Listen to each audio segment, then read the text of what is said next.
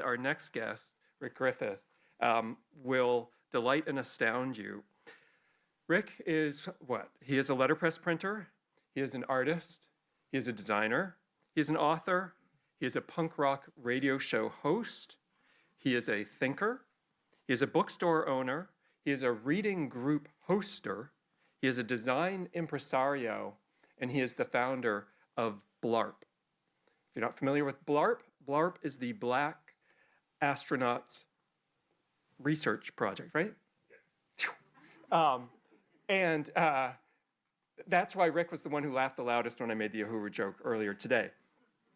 But amongst these many, many, many things, Rick is an extraordinary designer, and we could think of nobody better to talk about design and good design of all things than Rick. He will be referencing or inspired by the wind map, and I'm so pleased to introduce my favorite astronaut, Rick Griffith.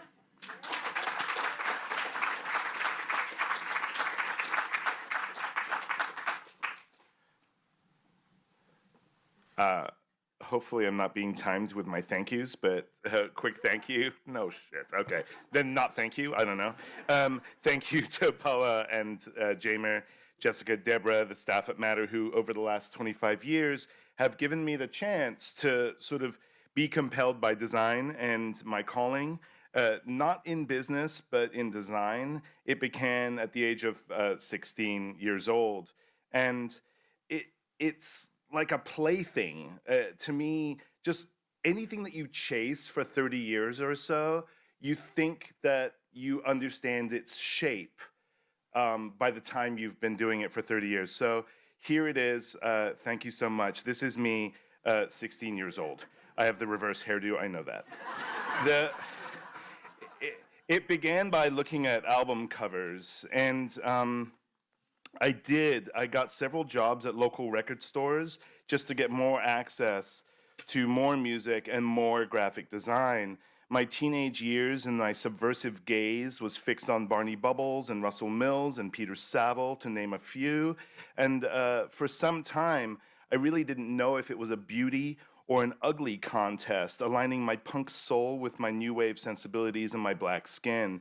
This album cover literally changed my life. I was on acid at the time. So then I moved to New York in 1989 to follow my love of design, hoping that I would find more ugly, beautiful things. And I encountered Georgie Kepish at the age of 21 in the basement of the Strand. Not the person, of course, but the book. And I studied this book to realize, before I truly understood anything about design, that I found myself steeping in a tea that would participate in my honest interest in philosophy. And as it turns out, the language of Nick Cave, Joy Division, James Chance and the Contortions, Jello Biafra, Laszlo Moholy-Nagy, Paul Klee was not actually that dissimilar to the German existentialist Karl Jaspers. During this time, I spent a lot of time with New York City misfits who wouldn't talk me off of anything. I already had a MoMA membership, and I remember specifically that Christopher Mount used to put papers and letters written from Ladislav Sutnar to Jan Čikolt, and I was hooked, and I was completely fascinated. Shit. Hold on. That's part 7. Damn it. Okay. So one of the things that I encountered along my journey was that Charles Eames, in his 1970s interview film called What is Design, sort of reminds us that design does not speak to a privileged class, and as this exhibit suggests, it speaks to the need. I would like us to rethink that for a moment, and maybe not speaks to the need, but listens to the need, attends to the need, etc. This is particularly important if we look at the works that surround us here. The work is varied in material and form and content and even suggestion. The context for good design is, how can I put it? It's always determined by who is creating the statement of need, and in part only by those who are designing. In some cases, the context is in fact a cry for help in a world gone completely fucking mad. And we are fortunate to know some of the designers of the past through their worldview and how their worldview participates in their outcomes. Finding and investigating philosophy at the same time as finding design has me negotiating with how labor and economics and production participate in the language of design, and that the demands or the need would drive the nature of the objects we make. And because we don't make everything ourselves, we encounter them and make use of them in sort of general ways. What emerges in our design world, and sometimes elaborate expression of industrial process, has the capacity and tools and means and materials to serve the statement of need, which is in itself a hypothesis. Wedged between, shit, these are out of order. So sorry. Yeah, I'm trying. 7, 4, there we go, 6. It's wedged between the designer's ability and possibility of participating in the production and only sometimes in the consumption of the things that they make. Here I sense the designer with their attitude towards participation of labor, with the things they designed would have a large impact and would emerge for the better part of a century. This is how worldview makes a difference. For those who don't stick their faces into philosophy, labor, economics, and production are some major themes. Bringing in old ideas. My personal opinion is that there isn't enough indigenous wisdom to save the whole planet. However, there are places where people thrive with much less new design. There are places and people who are just the casualties of our needs.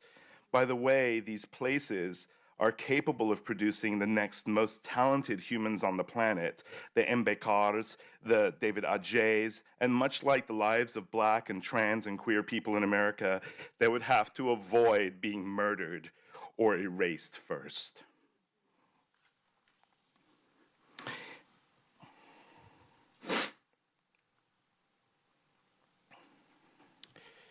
My earlier thesis in this area of ethics was interested in the actions of a single person, being psychically whole and specifically not captured by capitalism, not beholden to a master or a system, and aware of their community and the connections of the planet that they lived on. I learned to lean into clinical psychology, and it began creating ethical questions for designers to ponder, and even ideas that would participate in design education to promote this awareness. I felt because those who are designing started to not matter, because designers are trained to think of themselves as an extension of the capitalist systems that they're embedded in. The client's needs, the corporate needs, the statement of need entirely written by someone else, perhaps even created with an environmentally selfish or even worse destructive outcome. And because destroying the place you live in seems like suicide, I instantly became very interested in mental health, and I went further. We cannot be our best, make our best, or even stumble upon our best if we fail to care for the human psyche. You can't make someone give a damn about the place, any place that they have never been. If the material conditions of cheap labor across the globe is not our concern, if the pollution that is thrust upon the oceans and other geographies that are difficult to defend is not our concern, if tourism is our best way of giving a damn, we have a long way to go. And not much time before these places are completely uninhabitable. My people are melanated, cultured people from across the globe. We have supplied the world with labor for centuries. We have supplied colonizers with the labor to extract precious metals from the lands that we have been on for centuries. My family stories don't ever get in the way. I live with a sensitivity of exploitation everywhere. I am aware of the history of my circumstance. The future is so damn shiny, we just might do anything to get there. Like a child bargaining with a parent for an expensive appliance, we are begging for extensions on cheap labor and a little bit more extraction. We promise to do the right thing with this resource this time. In all these scenarios, we are either children or villains or fools, but we are also something else. Designers. Design is the thing that human beings do. The sapiens are tool makers and storytellers, inventing and, for better or worse, discovering new ways to be concerned with their own existence. Some of us do it in ways that carry the awareness of the history of our circumstance and our geographies, and our children look at us, and our children that look like us across the globe. Some of us are promising to get it right next time.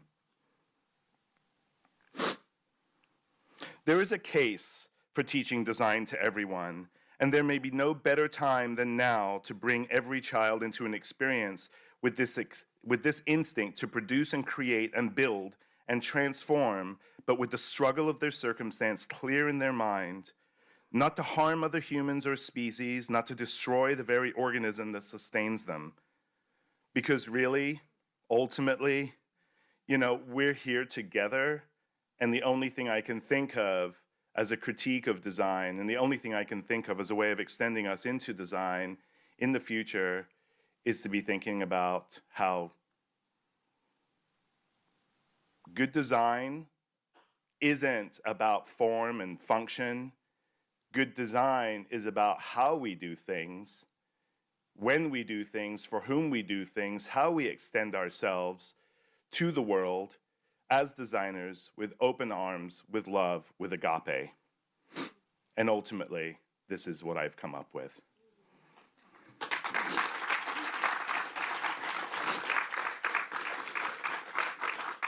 I will inevitably feel different about this in the future because I will continue with grace and with invitation from other great folks to participate in the discussion wherever it's happening. I hope I'm lucky enough to be asked to share what I've learned by then. Thank you so much.